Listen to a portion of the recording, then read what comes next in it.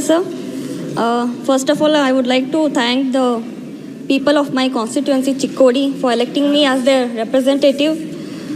Firstly, I would like to quote Dr. Babasaheb Ambedkar ji's quote, as he fought a case in Chikkodi court, so it's an immense pride for me to come from that constituency.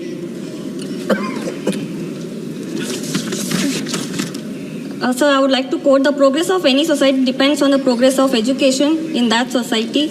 But in the recent times in our country, the nation is facing a lot of issues in the education sector. Currently, our nation is facing challenges regarding to the quality, accessibility and equity in the education. Since 2014, the annual budget for the Ministry of Education has been steadily declining. This budget decreased funding for school education of 16.8% from the revised estimates and 7% overall for the Ministry of Education. The UGC's budget has been decreased by a staggering 53.35% compared to the budget estimates of 23-24 and 60.98% compared to the revised estimates of the previous fiscal year. This comes at a time when the National Testing Agency, an autonomous body under the UGC, is failing to properly conduct national examinations like NEET and NET, putting the future of lakhs of students at risk. In the past 7 years, the country has been witnessing 70 examination leaks across 15 states, affecting approximately 1.7 crore aspirants.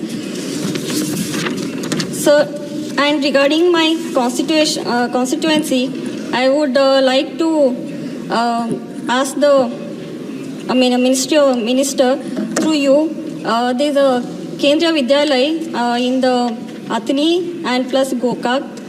The proposal for them has been sent but has not been approved. So I request the minister through you to sanction them as soon as possible. And sir, currently there has been a flood situation in my parliamentary constituency. Most of the schools and the buildings have been in a very deteriorating state.